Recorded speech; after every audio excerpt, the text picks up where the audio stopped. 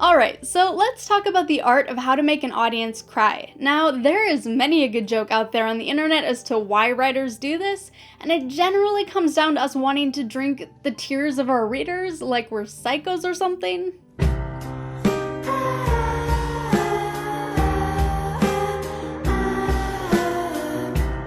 What sort of monsters do you think we are?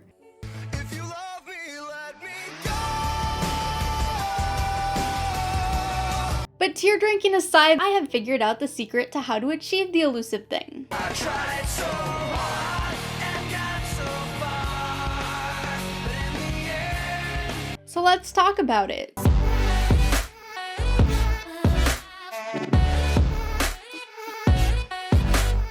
So first things first, let's talk about the science, and I swear this is relevant and not just an excuse for me to talk biology. Now, emotional tears are super fascinating because although most land animals do cry, most scientists agree that in animals, tears are always either basal, which is just meant to keep the eye lubricated, or reflexive, which is meant to flush out debris or is triggered by mistaken cues that makes the brain think that you should be flushing out debris. But emotional tears seem to be exclusive to humans, and it's theorized that it evolved as a way for us to communicate that we were in deep distress, to inspire aid and sympathy in a very physiological form that's hard to fake. They came to help because of sadness. We also have evidence that suggests that crying is a form of actual stress relief because the tears themselves contain stress hormones, so it could be a way for our body to flush out some of the excess. This may help explain why some people like consuming stories that make them cry, because it's helping alleviate some of the stress that's just part of everyday life. This is relevant and important because it suggests that the true cause of tears isn't sadness, but rather the brain reaching a point where it's overwhelmed. So it's activating the tears in an attempt to help you survive a scenario that it's interpreting as life-threatening. When in reality, we're just watching Try Not to Cry challenges on YouTube because we're stressed about the current state of society. Okay, so crying itself has benefits for the audience then, but how does it benefit writers? The primary benefit of making your readers cry is, of course, that we can drink those tears to fuel us. It's a scientific fact. The secondary benefit is that a story that makes people cry is a story they're more likely to remember. Our brains are better at remembering trauma than they are at remembering happy moments because traumatizing things are more likely to straight up kill us, and natural selectionally speaking, that's priority number one. Why did I think that word combination was a good idea? And a story more often remembered is a story more often recommended. Also, crying tends to make the audience view a story as being higher quality or better. Now, before we can get to the secret ingredient of making an audience cry, we need a strong foundation. So first things first, generally speaking, you need an impacted character. You can watch an entire fictional city be destroyed and feel less emotional impact than watching a single character lose something that has sentimental value to them. Because empathy is our ability to connect with another person's emotions, and a bird's eye view of a city doesn't give us an actual person to connect with.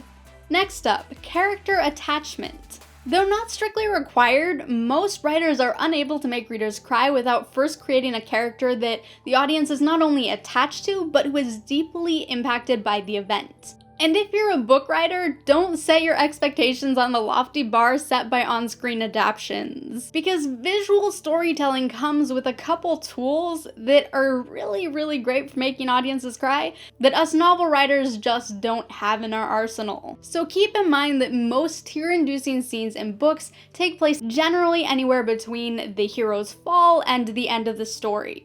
Next up, we have setting. While this is much more effective on screen, it does affect books as well. Setting can have a strong impact on our emotions. Also worth noting, having a character revisit a location means you don't have to slow the story down as much to describe the setting, which can help you focus on the important elements of the heart-wrenching scene. What setting would best serve your tearful scene will depend on so many story-specific variables that I cannot even begin to advise you on it. An example I think of this done really well is Harry Potter and the Order of the Phoenix. The dark and mysterious halls and creepy atmosphere of the room with the whispering veil contributed to the overall feeling of uncertainty, and that layered really well with Harry's denial over the loss of Sirius and the way he kept expecting him to step right back out of the veil. And lastly, we have immersion. If a reader isn't immersed, they won't cry. If a reader is confused, they won't cry. If a reader is noticing typos every other sentence, they won't cry. You get the idea. Okay, so that's the foundation. Now, what is it? What is the secret? I think that if there's one single secret to making an audience cry, it's to overwhelm them. Because remember, our current theory is that tears exist because they encourage catharsis, which is the process of releasing and providing relief from strong or repressed emotions. Not just sad emotions, but strong or repressed emotions in general. So maybe the writers of Season 8 of Game of Thrones thought they could just frustrate us into a tearful breakdown. So then, how do we overwhelm an audience? Sad scenes are like onions. They make you cry. Yes. No. Layers. Onions have layers. Sad scenes Have layers. Onions have layers. You get it! So most things that make us cry actually do so by layering on multiple escalating levels of emotion, and crying is what happens when our brain is no longer able to process all of the layers. And because the key is overwhelming people, not only is it not necessary for you to stay in the same emotional lane, but weaving outside of it can actually contribute to making the audience feel overwhelmed. So first, let's talk about negative layers. Now, most of these are scenarios that hold power over us because they're either things that we fear experiencing or have experienced. Every day. Is this Marley and me? You son of a bitch. And in most cases, they're things that we expect to experience at some point in our lives, so instinctively our brain latches onto these story elements because it wants to be prepared. Number one is, of course, the most common tearjerker of all, and that is character deaths. And this can be deaths of characters we know, deaths of characters we don't know, deaths of animals, deaths of aliens. This one hits hard because it's an irreversible form of loss that we can all understand and relate to on some level. Next up, we have other forms of irreversible loss or seemingly irreversible losses, such as breakups, house burning down, saying goodbye forever, or getting spoilers for something you're just really excited about. Next, we have shattered dreams, especially when they're just within reach. For those of you who have read ALETHEIA, I think this is why chapter 47 is so heartbreaking. It's taking away the characters' dreams right when they are right there in front of them. Next up, we have denial in the face of loss. No, it's not that kind of rope. No, you're lying. She's not even dead. You're lying. Jess! Hello, darkness, my old friend. This layer, when combined well with others, hits surprisingly hard, and I think it's because in the face of devastating loss, that is generally our first thought. I think a good example of this is the Scrubs episode where Ben dies. Where's your camera? Aren't you gonna take some pictures? Pictures of what? People singing happy birthday to my son who've never even met him before? You know, the whole routine. Where do you think we are?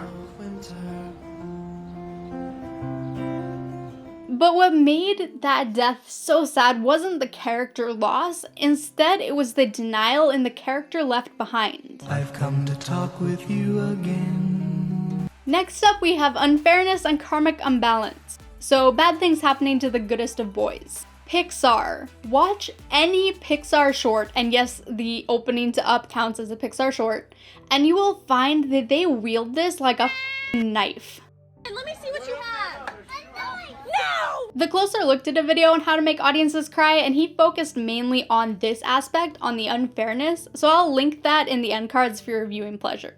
Next up, we have sacrifice and altruism. This one hits us really hard, especially when it's a scenario where we feel like sacrifice is the morally right thing to do, but feel we wouldn't be strong enough to do it. A great example of this is Hiccup's sacrifice and How to Train Your Dragon 3, but I did a whole ass video breaking down all of the ways that that movie makes you cry, so I'll link that also in the end cards. It's worth noting too that this sacrifice can also come in the form of moral sacrifice, where a character has to do bad things for the overall good and it will hurt them mentally to have to live with what they've done, but it's the right thing to do. Next up, we have guilt, remorse, or regret. And this is especially hard when it happens right after a character has done or said something that will cause irreversible harm or loss or damage in the relationship between characters. You're not a Viking. You're not my son. So you'll often see this where a character in the heat of the moment shouts out some lie or even truth that will harm the relationship between the characters, or when they do something impulsive that will cause harm or fallout. Next up, we have loneliness, abandonment, and rejection. And this one hits hardest because it's a very deep-seated human fear. The fear of being alone, of dying alone, of not being wanted, and of not being good enough. Our last item is helplessness, loss of hope, or giving up. So this is the character collapsing, their eyes going distant, their hands falling still. This is generally seen in the character's darkest hour, and for this one to hit hardest, there needs to be no solution in sight, either from their POV or from ours. And this one is tricky because it is a slower beat, and thus it's harder to overwhelm the audience with it. Now let's talk about positive layers. Counterintuitive as it may seem, audience can 100% be brought to tears with positive layers. In fact, I read a study where, of the scenes that made people cry, 33% were described as overall happy scenes. And beyond that, putting more positive layers on top of more negative ones can very easily contribute to the audience hitting a point where they're overwhelmed. So first off, we have reconciliation and forgiveness. And the more past and baggage the characters have to overcome to forgive each other, the harder this will hit. Because in a way, forgiveness is a positive form of sacrifice. It's sacrificing our pride and grudges and anger for the good of the relationship. Next up, we have reunions and passage of time. I think reunions and passage of time tend to hit us so hard because they naturally make us want to reflect on the characters' past and rich history together, which can easily make other layers hit harder. Next, we have end of an era. So this is things like characters graduating, leaving home, leaving an old job to pursue their dreams. It's things where the characters are moving towards something that they want, but to do so, they're leaving behind the familiar. Next up, we have heartfelt confessions, vulnerability, and intimacy. I think this hits so hard because it's a sign of closeness and trust, but also because it is, in a way, another form of sacrifice, because we're sacrificing our sense of safety to expose these things to other people. Next up, we have consideration, nurturing, or caring. I think this one also strums on our sacrifice strings a bit, which is interesting given in most of these scenarios, the sacrifice isn't that great. Often it's just time, but it still impacts us really hard. And maybe that's because in society today, we often feel like people wouldn't go out of the way to help someone else in a scenario like that. Next up, we have achieving lifelong dreams. And I think this one hits so hard because all of us have had a dream at some point or another. And many of us are forced to give up that dream in the face of reality, societal pressures, or other setbacks. Sometimes we even just grow out of the dream, which is in itself sad. So seeing a character get that dream achieving moment resonates with a large, often forgotten, and sometimes even repressed pool of emotions within us. Next, we have intense mutual love, and this can be familial, platonic, romantic, any type. But just seeing characters being close and bonding can often strum the heartstrings to the point of tears when combined well with other layers. Next up, we have faithfulness and loyalty. This is much like the last one, and I think it touches us so deeply just because it's something that most of us strongly desire. But he forgot me a long, long time ago.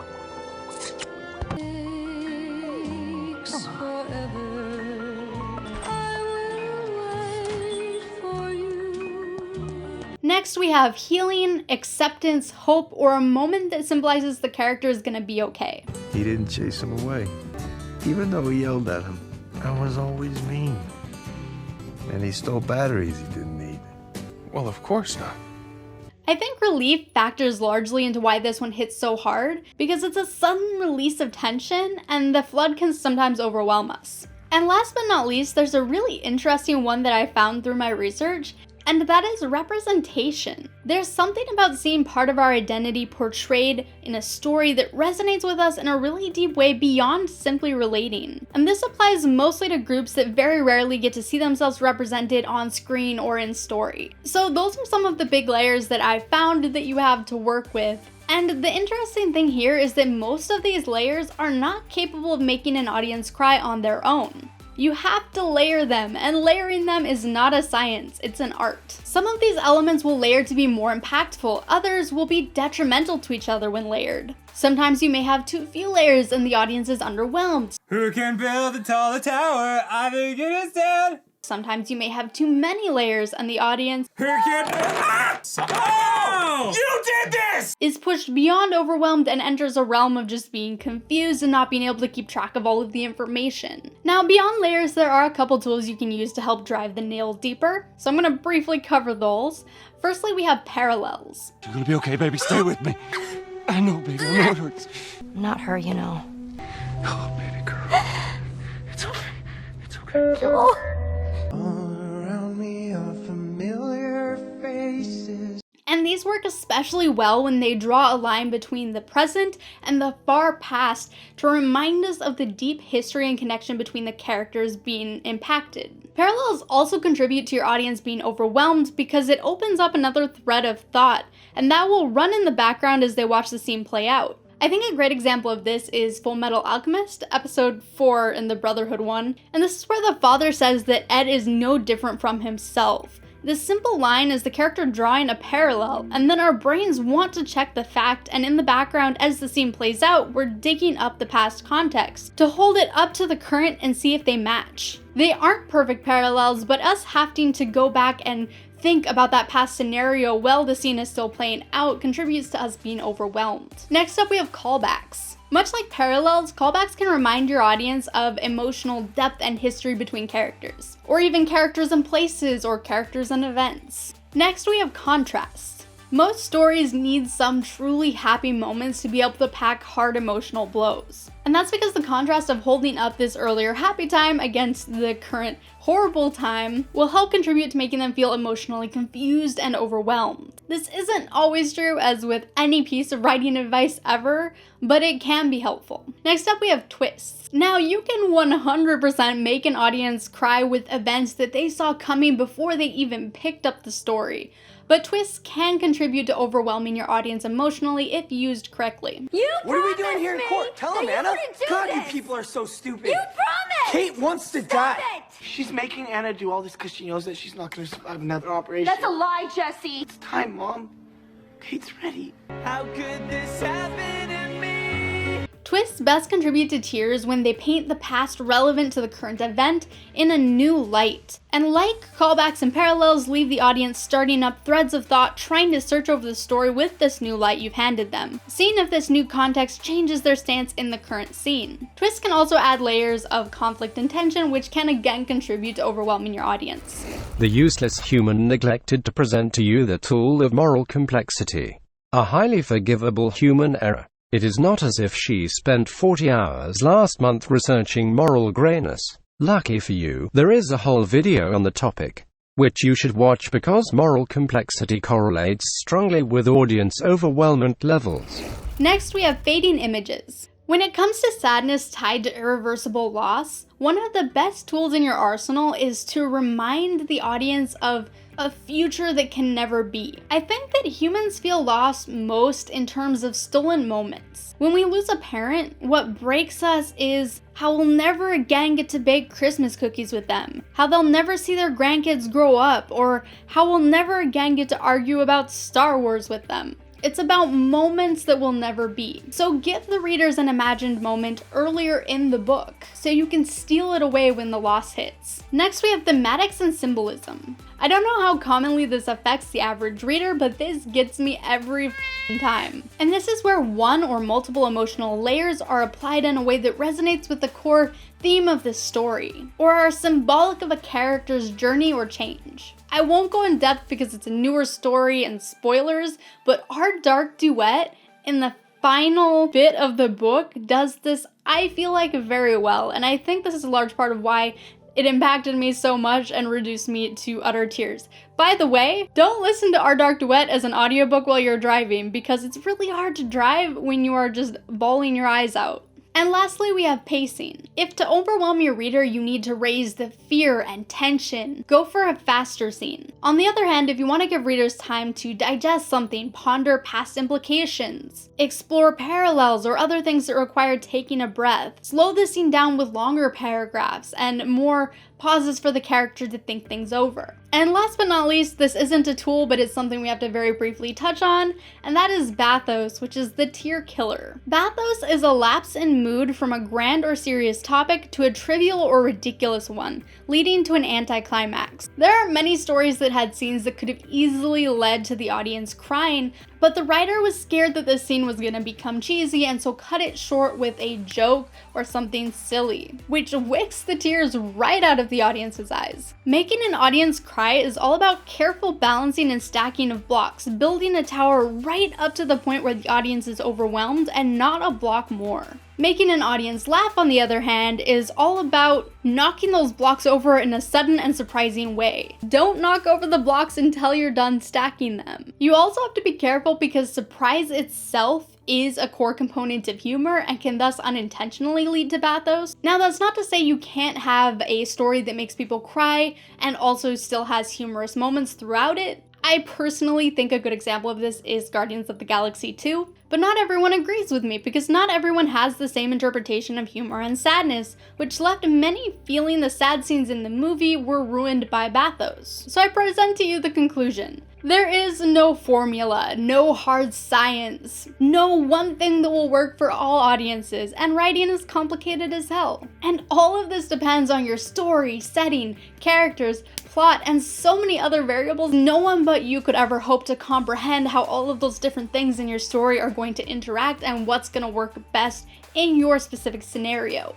And if that wasn't complicated enough, all of these different variables affect the audience differently. What makes you cry isn't necessarily going to be what makes me cry. And if you try to make it too generalized, you might not emotionally move anyone. But generally speaking, I think that the problem that most stories hit is underlayering and not hitting the point where the audience is overwhelmed. So look through the list and see if there's maybe something else you can incorporate into that scene that you want to make readers cry. And don't slap all of your layers on at once. Spread the reminders and reveals and events out a little bit throughout the scene so that readers have a chance to kind of digest them. If you enjoyed this video, make sure to give it a thumbs up and a share. It actually does help. If you want to cry and you like new adult post-apocalyptic dystopian books, ALETHEIA, go buy it. And then tweet at me when you cry, if you cry, because I do deeply enjoy knowing that readers cried from it. So thank you so much for watching, and as always, I will see you in the next video.